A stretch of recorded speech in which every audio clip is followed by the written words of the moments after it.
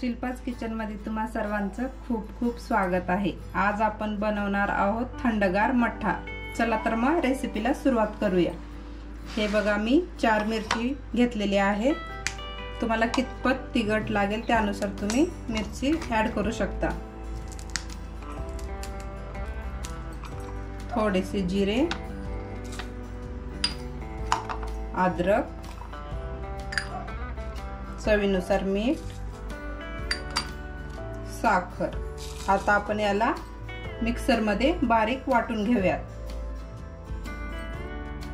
हे बघा दही घेतलेला आहे। आता आपण त्याच्यामध्ये पाणी घालून घेऊयात। मठ्ठा हा पातळ असतो।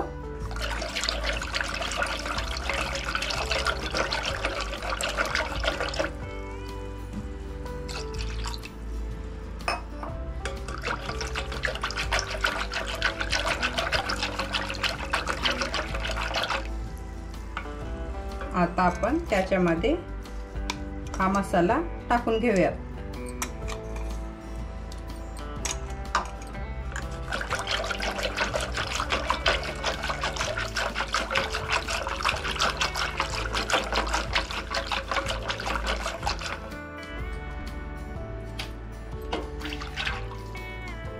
थोडंसं मीठ मला कमी वाटतं, मी थोडंसं घालून घेते।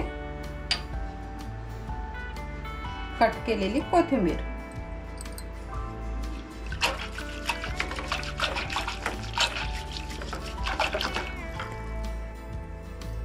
हा बघा आपला मठ्ठा तयार झालेला आहे। आता आपण याला एका भांड्यामध्ये काढून घेऊयात।